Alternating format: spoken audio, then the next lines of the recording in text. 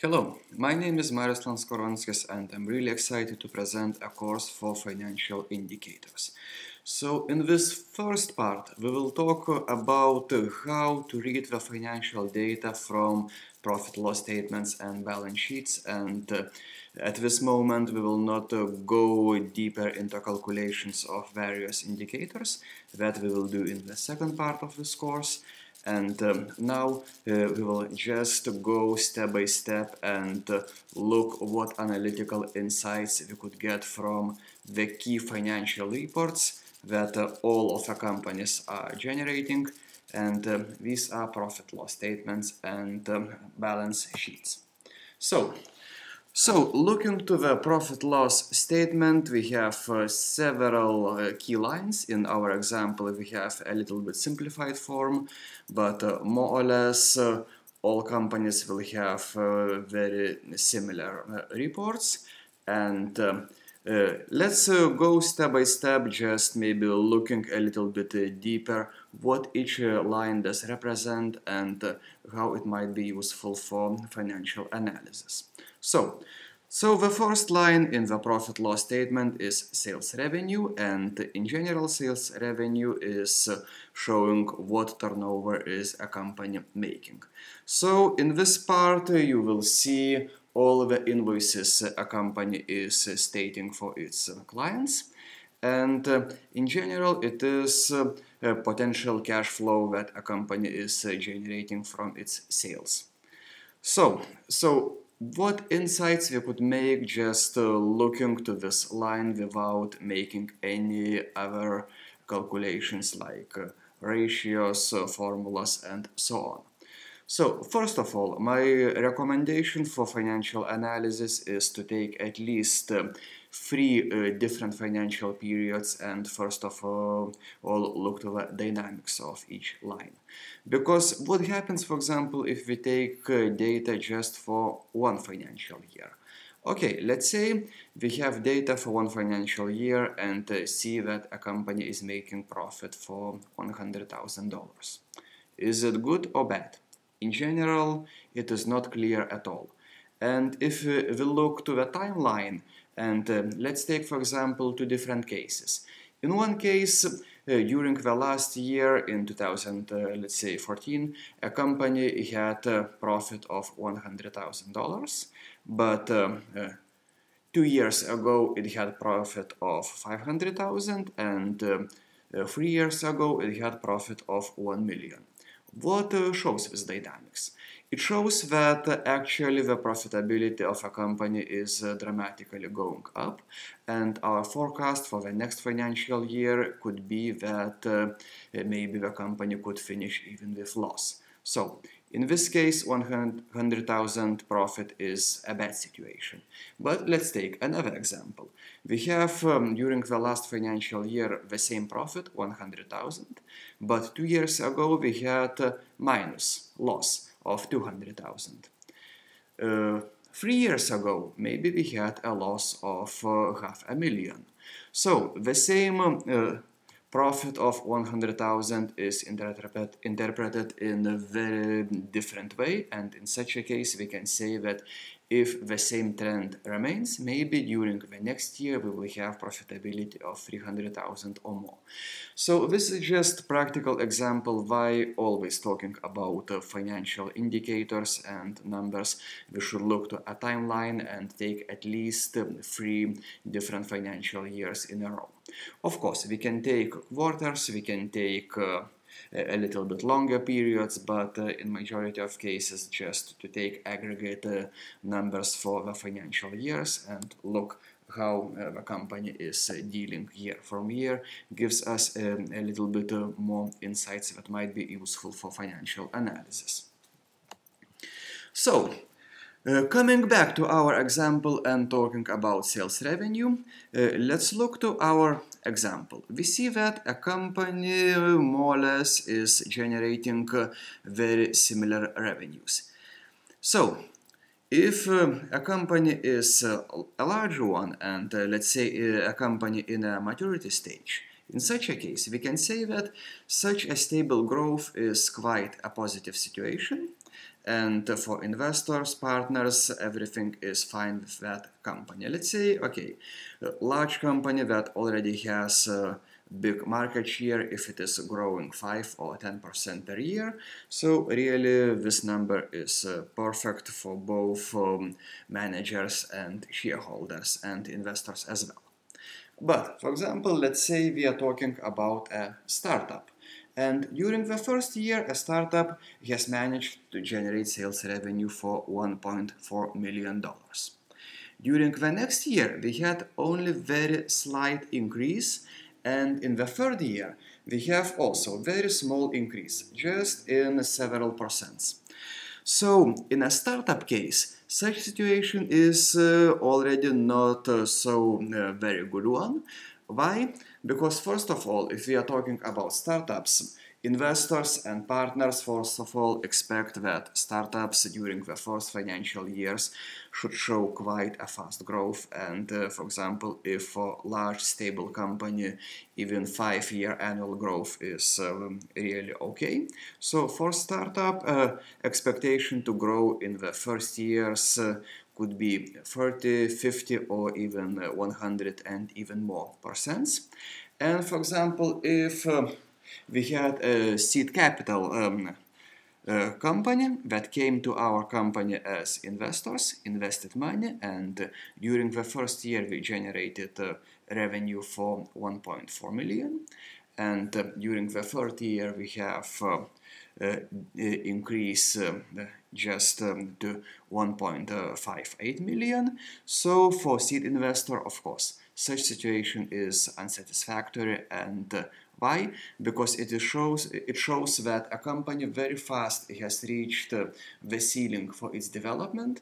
A company is not developing more, and of course, expectation for investors to startups is that a company during the first several years dramatically increases revenues. And for example, if in the first year we had 1.4 million, so our expectations could be for startup case for the third year just to have at least 5 million USD turnover.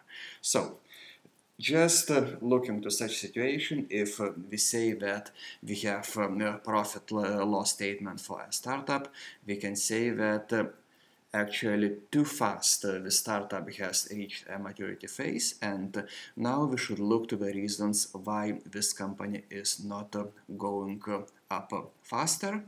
And maybe some additional investment is needed, or maybe just the market is not accepting our products, or we have very high competition and are not capable to compete with other companies in that sector. So such could be interpretation. Is these numbers reliable? So can we trust these numbers stated in sales revenue?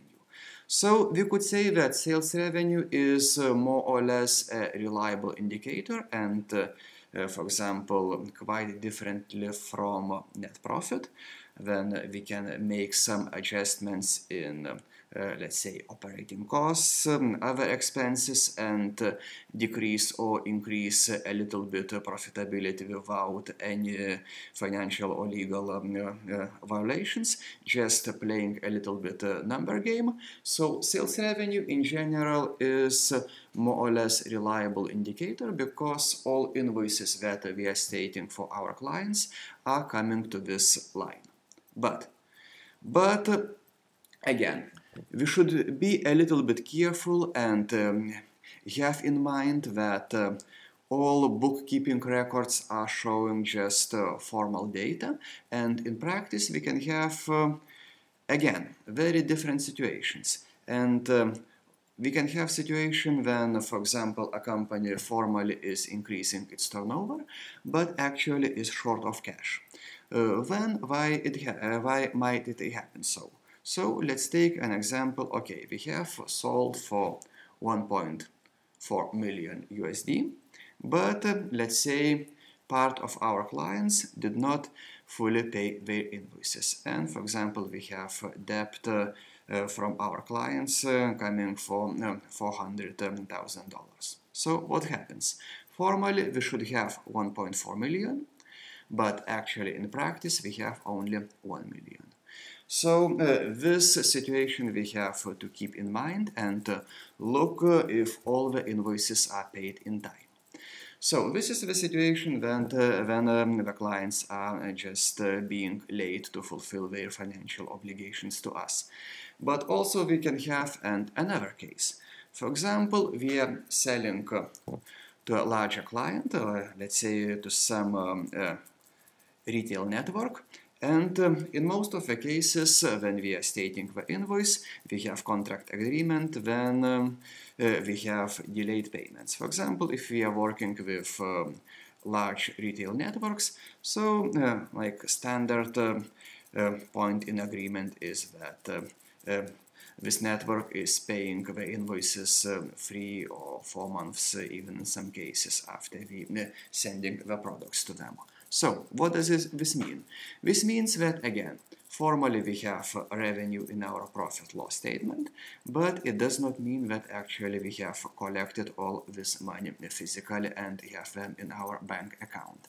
So, actually talking about especially startups, we have to be careful here, because let's take example when from the beginning we want to work with only large companies, and let's say we are going to a big retail network and saying to them, okay, we want to sell our products to you.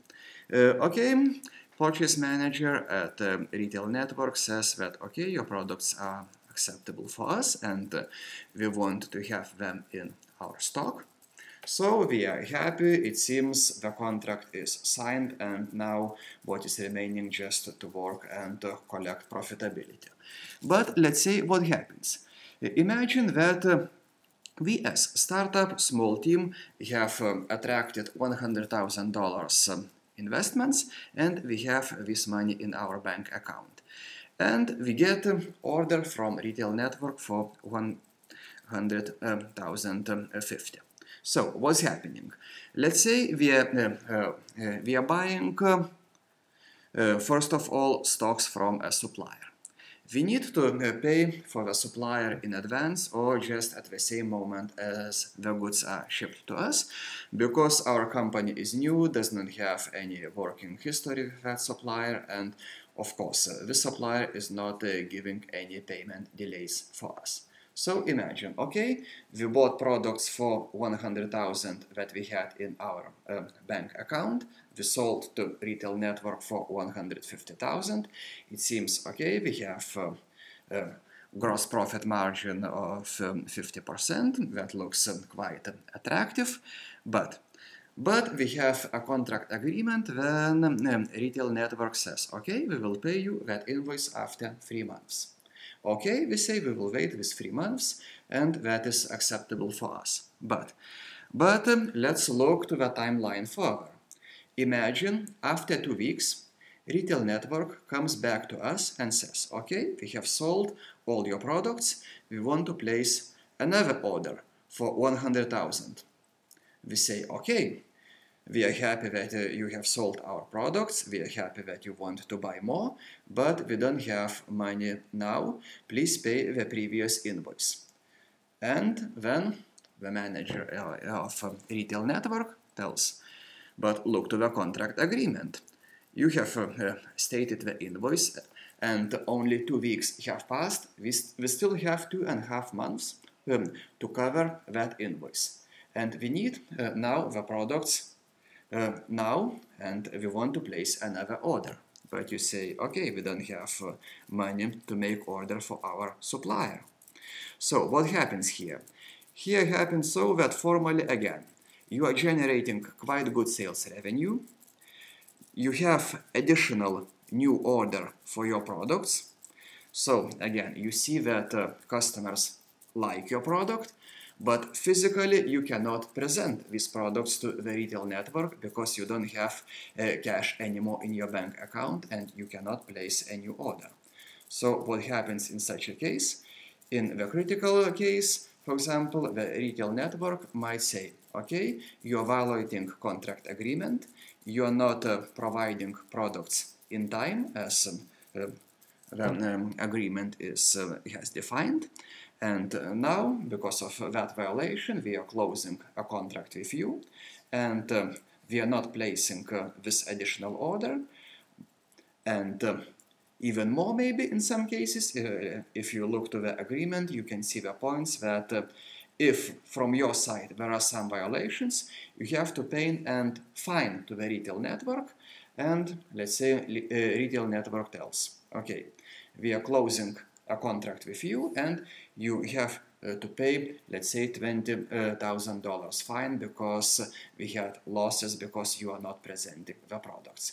So actually what happens here, if we are a startup, small company, and we do not have any strong financial investor or creditor behind us, in such a case we are blocking our development and have quite a big problem. So always be careful when you are working with delayed payments in the initial phases when your company is only developing and you don't have significant cash flows in your bank account.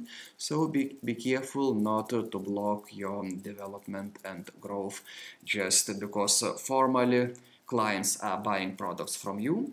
Looking to the contracts, we are not making violations and we are paying all invoices in time, but this time is too long for you to wait and you need money just now to place another order for your suppliers to meet the demand that is coming from your clients like retail networks or so on.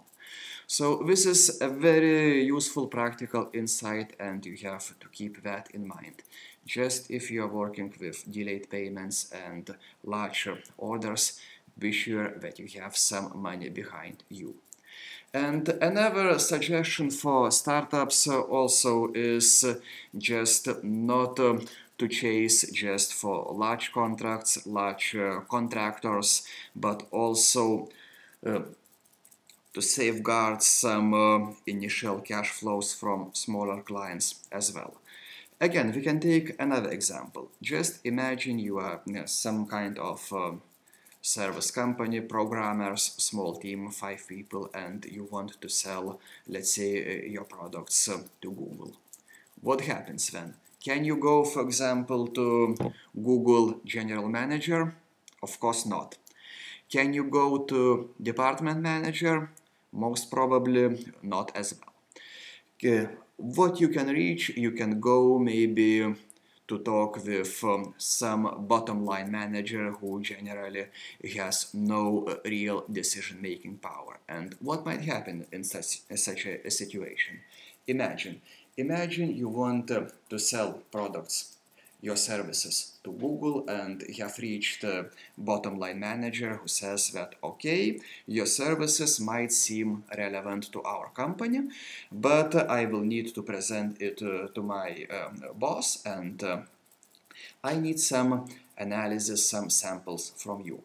And your team, 5 people, you are working just 1 month, just trying to provide samples, some beta versions or something like that. And then smaller clients come to you and say, okay, we want to buy some services for you, let's say for $100,000, $2,000. You are sending them all away, telling, okay, sorry, we don't have time, we are working for a large contract and we are in negotiation phase now with Google. Okay, you have lost your several smaller clients. Most probably they will not come back to you, they went to your competitors.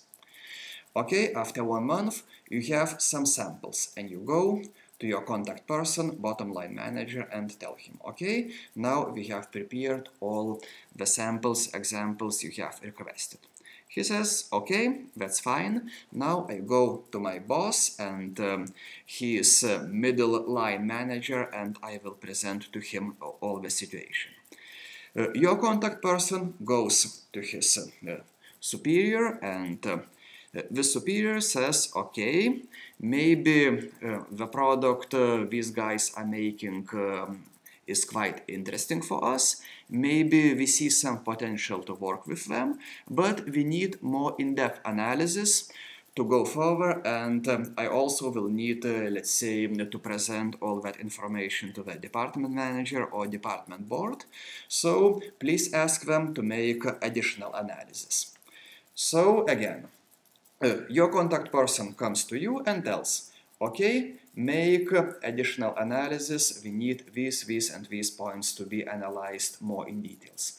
Prepare such spreadsheets, prepare such calculations, prepare such maybe sample products. Okay, you're happy, you got positive feedback, that's fine, and you're working on this additional portion of information, and let's say you're working 3 months more. So, after 3 months, you have already presented all the information that was requested, but already has passed 4 months. During these 4 months, you had no revenues, and most probably you had some operating expenses. You had to rent premises, maybe you had to outsource some activities. So in your bank account, you have minus. You have minus, and you have lost during these 4 months already maybe significant proportion of smaller clients. Okay, after 4 months, you present all the data to the department manager, and he says, okay, we need extra month to negotiate, to discuss all that in our department board. And department board says, okay, maybe this product is relevant, but we would need these and that adjustments. Please make them. Okay, you're working the next 3 months. So we have already a timeline of 7 months. And after that you had presented additional portion as well. And now the board decides, again, negotiations, discussions, 1 extra month. And after 8 months, in total, the board tells, okay, maybe in the future, after half a year, we will need that product and maybe we will go into the contract with you. But now we are not signing a contract and keeping you just in mind and as a potential contractor. So, what has happened? You have invested 8 months, invested your money, invested your time, but you have no contract, and you have even no real promise that this contract will be signed. And you had a number of expenses. So, of course, such a situation is already more or less critical, because during all these 8 months, you have sent away smaller clients, just chasing for this big client with Google. And these clients have gone to their competitors, and you don't have any positive feedback. You don't have any working history with clients. So again, you are in a much worse situation. For example, if you would like to go to investors, when you go to the investor, you say that, okay, we have worked 8 months just for large contract, but investors tell you, did you have some positive feedback from your clients? Let it be small clients, but did you get some positive feedback? You say, no, we have sent all small clients away because we were working for large contract. So you see, what I am telling, when you are talking about sales revenue and investment to large contracts, again, if you are a startup and don't have significant cash behind you, do not send small clients away. Secure initial payments that are coming from invoices from smaller clients, and only then, when you have already some track records, you have some working history with some, let it be small clients, but you can say that, okay, we have positive feedback, these clients are satisfied with our products, and maybe we have recurring revenue, maybe these clients are coming back after a couple of months. So, of course, my recommendation first of all would be to try for every startup to test your product on smaller clients, to get some positive feedbacks, secure some initial cash flows, and only then to try work with large companies and invest in these sales. So again, this part, coming back to profit loss statements, secure during the first year. let it be small payments, small sales revenue, but make sure you have some revenue. Okay, going forward, the next line in our profit loss statement is cost of goods sold. And what categories do we have in this line?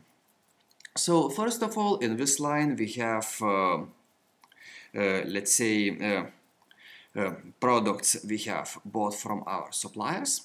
So our suppliers have, let's say, stated invoices for us. We have bought these products and then we are selling these products to our clients. So the purchase costs go to that line. So the purchase cost is the main category in that line, and what next might we have here? For example, let's say we bought some products from China and we have shipped them to Europe or United States or any other part of the world, and we had transportation costs. So direct transportation costs are going to this line as well.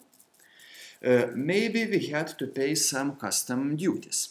Again, all custom duties are going to this line, and maybe we had some assembly costs. Let's say, for example, we have bought some components or spare parts in China, and we have assembled from these parts the final product we are presenting to our clients in our warehouse. So all assembly costs are going again to this line as well.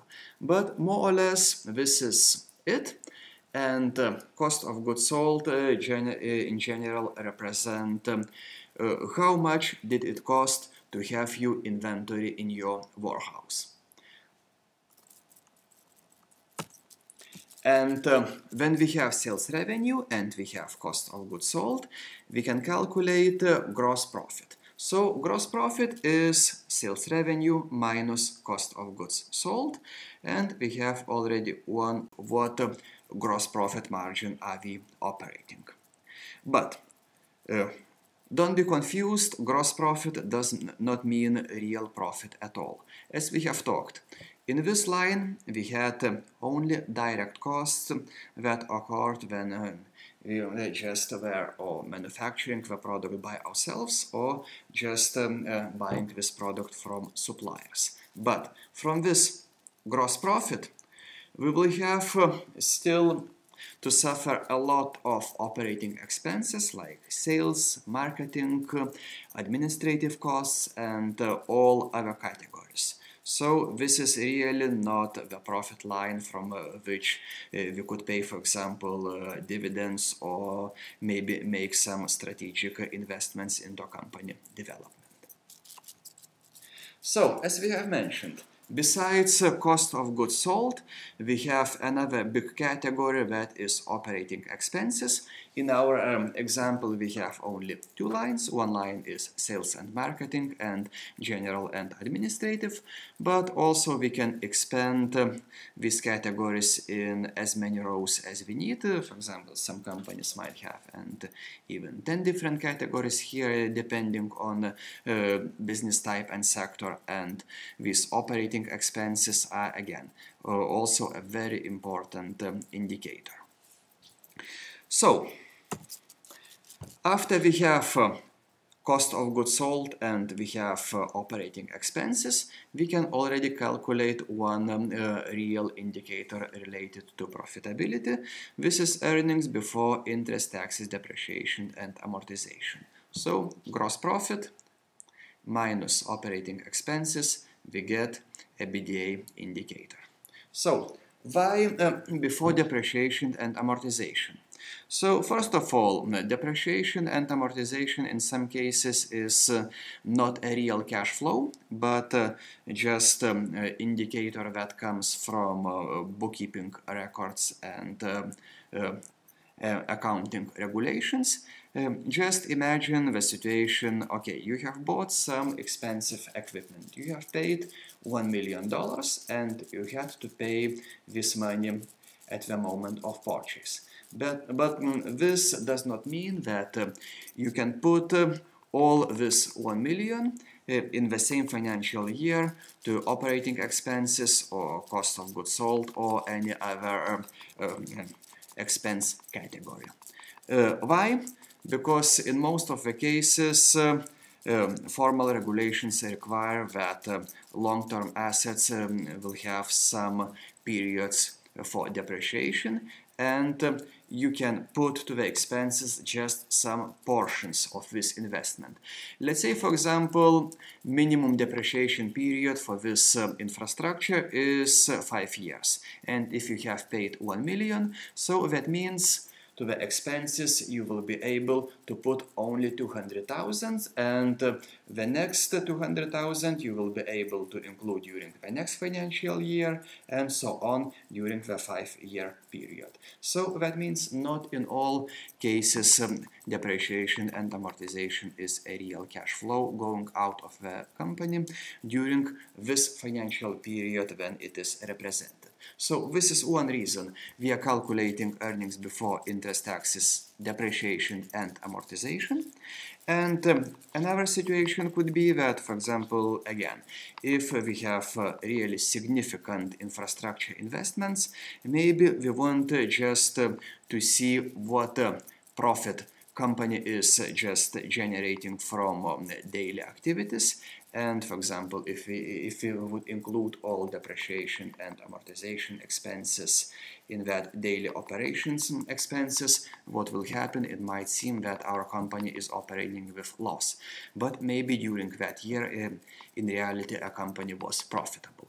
So this is why in some cases, especially if we have a high depreciation and amortization, it is really reasonable to calculate a EBITDA indicator. So going forward, after this indicator EBIT, again a very standard profitability line coming from profit loss statement, and this is EBITDA minus depreciation and amortization. And in general, EBIT is the category from which already the tax duties are being paid. And this indicator is more or less final one already talking about profitability of our company. And finally, after calculating EBIT, we are just deriving taxes. We are looking to our tax rate the company has to pay. And after fulfilling tax obligations, we are receiving net profit. And this is the indicator from which, for example, a company might pay dividends or form some reserves or just distribute this money in any other way the shareholders and management has decided. So this is just maybe illustration how we could interpret a profit loss statement of a company, and to what figures should we look first of all, and what risks might we face just looking to the formal data without making some deeper financial analysis. So the largest risk talking about a profit loss statement is that we should be really careful about sales revenues and profit, because okay, as we have mentioned, in practice, if we state an invoice, that does not mean that necessarily we will get this money in reality from our clients. And in my practice, I have seen really a number of companies that have quite good profitability indicators, and it seems and sales revenues are going up, and formally a company is a profitable one, but in practice a company is really short of cash and facing difficulties fulfilling their own financial obligations. So, going forward, after just such a quick look to profit-loss statement, another important report is balance sheet, and again, without maybe going very deep in bookkeeping just requirements and formal issues linked to that, maybe just look up what information do the balance sheet lines provide to us, and how these balance sheets might be interpreted by companies' managers and financial directors. So first of all, the balance sheet is conducted of two major parts. One major part is total assets, asset part, and another part is total liability and equity part. So just again, because of bookkeeping rules, total assets and total liabilities and equity have to match, so these numbers have to be identical if the balance sheet is conducted correctly. And what indicators are we having in the first part? Maybe let's discuss a little bit more about the asset part first and look what lines do we have here. So the first major line is fixed assets or so-called long-term assets. So again, just looking formally, fixed assets are these assets that are used in a company longer than one financial year. So in general, if duration period of an asset is longer than 12 months, it should be treated as a fixed asset. So in a fixed asset category, we will have in most of the cases equipment, for example manufacturing equipment. We can have land if a company does have such asset. Also we can have, for example, buildings and other infrastructure. Also we can have some kind of intangible assets. In that category we might include some licenses, patents, trademarks, so all fixed assets that are not physical, so so-called intangible assets can be included in this line as well. So this group is especially important for such companies that are operating, let's say, in manufacturing sector.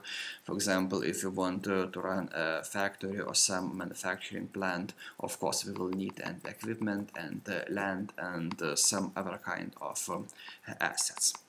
But okay, maybe let's look from startup perspective and let's look what, for example, insights we could make looking to the asset line, just looking to different financial periods.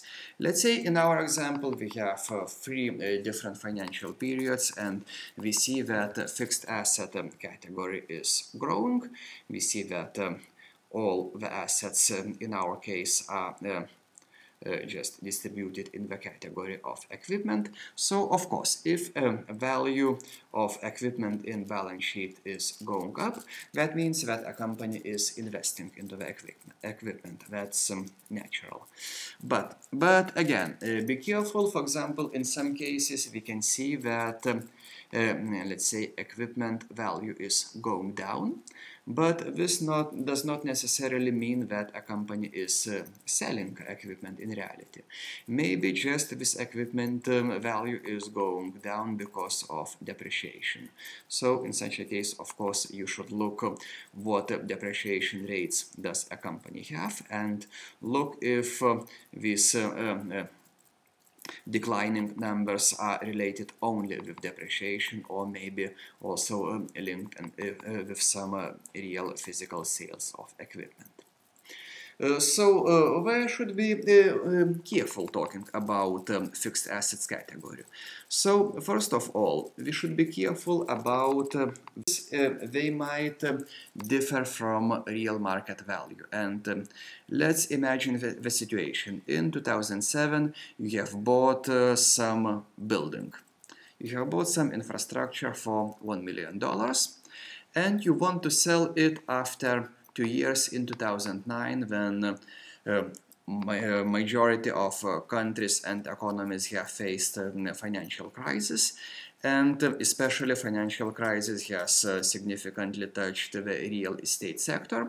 And you have paid 1 million in 2007, and you want to sell, let's say, this building for 900,000 in 2009. What will happen? Maybe real market value is just 500,000. So what I would like to say? I would like to say that in some periods really there is an increased risk that values presented in the balance sheet might not correspond to the values that could be received selling these assets in the real marketplace. So again, if you have access to some additional reports, maybe a company was applying for some credit or loan to a bank, and the bank has asked to present, let's say, report provided by independent real estate assessor. So if you have access to this data, of course, you should look to them and making calculations and calculating various ratios and indicators we will talk about in the coming sessions. So of course, you should take not balanced data, but data coming from these independent reports that are representing closer values to market situation. So be careful about that, and be sure that you have made some insights. Do the values in the balance sheet correspond to the real market values? Another major category is current assets or short-term assets, and formally, again, these assets are such assets that are used shorter than 12 months. And here, what major categories we might have, again, if we have some retail or wholesale company, so in most of the cases, quite important parameter for us will be inventory. Also, we might have some prepaid expenses, maybe, again, maybe some clients have paid for us in advance for our products. Also, maybe we have some client debt. For example, we have stated some invoices and we say that, okay, you are our client and you can pay that invoice in 1 month period. So in such a case, of course, we will have some client debt here. Also, we might have some other current assets, and finally, cash and cash equivalents that we are holding in our bank account. So all these categories correspond to total value of current assets. And what risks might we have here? Here again, we should look how healthy are in reality our current assets. Let's take first inventory. For example, myself, when I come to a company and need to evaluate efficiency of resources or some business risks, what I do first of all, I look to the age of inventories. Let's imagine, for example, we have quite a high value of inventories, but big proportion of these inventories are bought, let's say, 3 or 5 years ago. So again, in such a case, we should look to the specific of the inventories and make some insights. Maybe during this time, in reality, these inventories have lost significant market value. Let's imagine the situation. We have bought some computers 3 years ago. We have paid for one computer $2,000, but did not manage to sell them for our clients. And now 3 years have passed. So imagine what are these computers worth now. They are new, not used, everything is fine with them. Physically they are not damaged, but moral depreciation, technical depreciation, of course, is obvious. And for example, if we have paid for these computers 3 years ago for our suppliers $2,000, now if we get from our clients $1,000, it is a very good situation. Maybe in real life we will get only $500 for these products, because now in the marketplace we have much better, much more advanced products, and in such a case we are really facing a risk that our inventories being in stock in time are losing the value quite fast. Another situation could be that, for example, we could look to the proportions of these inventories. Let's say we are a company and we are selling computer equipment to our clients, and if we have just the aggregate number, let's say we have inventory in our warehouse for $500,000. So do we need to make additional investments in inventory or not? Again, it is not clear. So here we should look to the proportions. And for example, if we see that computers contribute to 90% of these inventories, and let's say printers contribute only to 3% of these inventories. So our strategy would be that we should not invest to buy additional inventory computers. We will need to sell the computers that we have at the moment in our warehouse, but maybe we can run out of printers very soon and we need to increase that category of inventories. So it is really very reasonable to look to the proportions and look what product groups do we have in inventories, and for what product groups we should say stop, we are not making any additional purchases now, and for what groups we can say that okay, we really need these groups and we need to invest more. So this is the major risk talking about the inventories, that these inventories or might lose value because of technical or moral depreciation, or in some cases we can have a little bit unhealthy proportions when some inventory categories we have too many and some too few. Okay, going forward. For example, we have 0 here, so there are no any risks. We have a good situation, but for example, if we had some client debt. So for example, if let's say client debt is significant, we should look to, first of all, dynamics. So for example, if we see that year from year, client debt is going up. And when we look to the profit loss statement, for example, sales revenues are more or less stable. What does this indicate? If client debt is going up and sales revenue are stable, that means that, okay, most probably some proportion of our clients are being late to fulfill their financial obligations. So we should look to the dynamics and make a comparison. For example, if client debt is going up by 10% and our sales revenue are going up by 10%, maybe we can say that everything is fine and we should not look for any problems here, because we are selling more. So naturally, if we are selling with delayed payments, naturally the client debt is going up as well.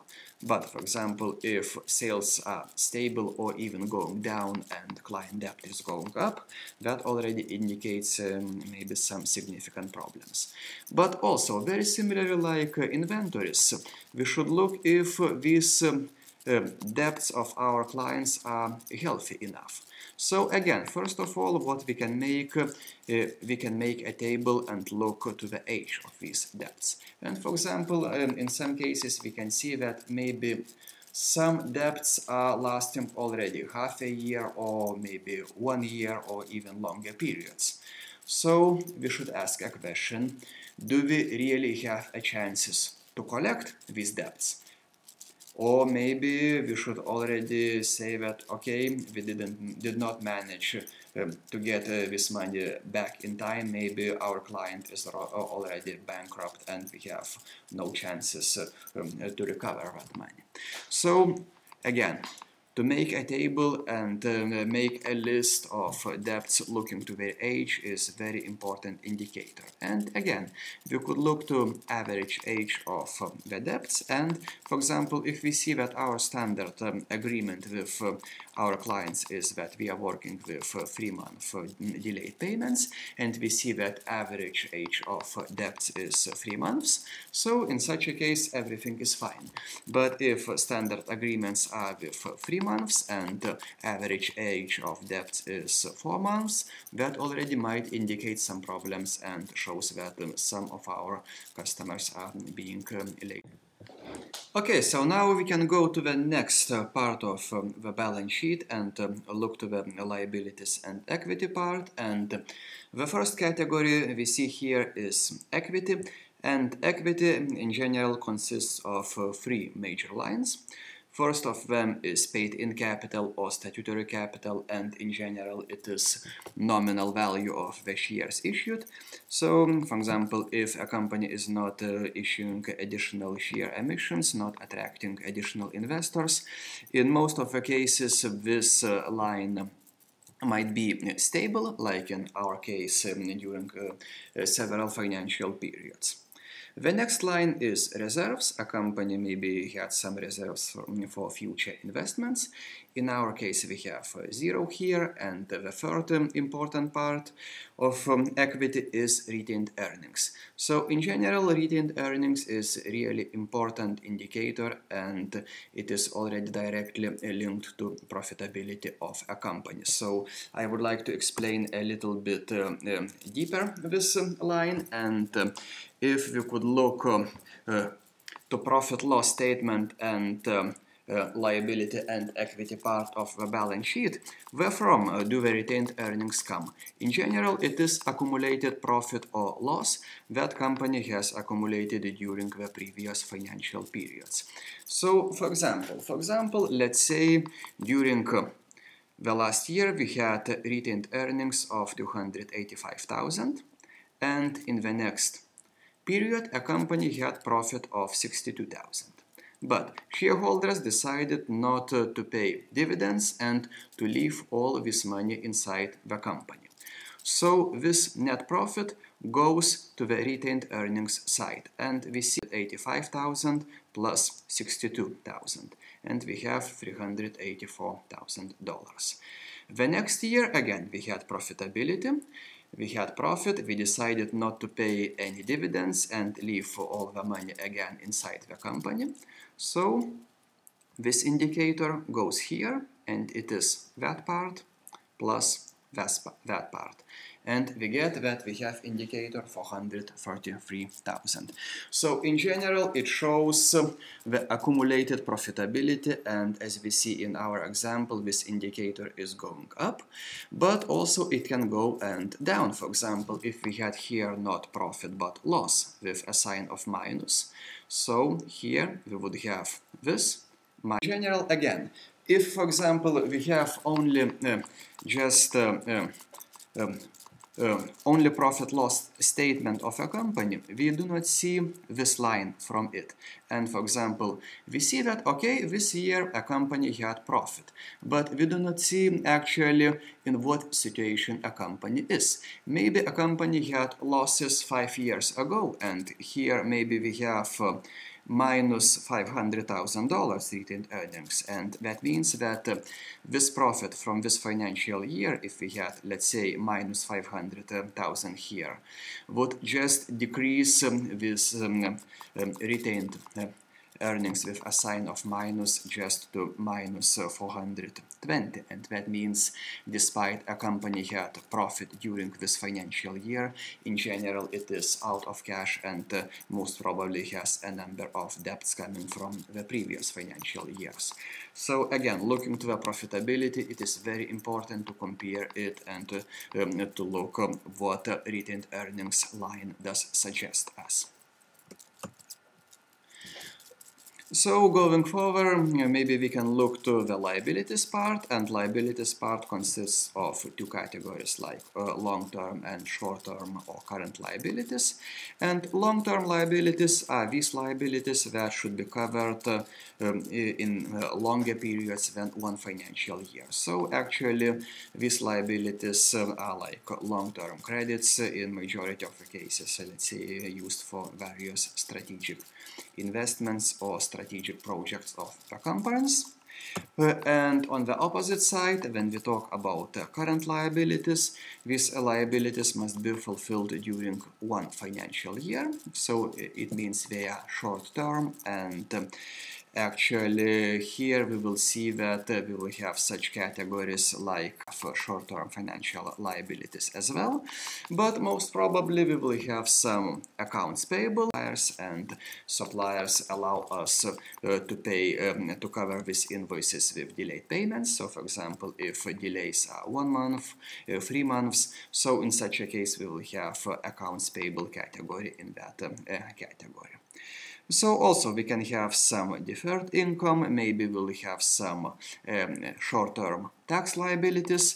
Most probably all tax liabilities will go to that category as well. Maybe we'll have some staff-related liabilities like salaries and so on. So again, this category will be placed here.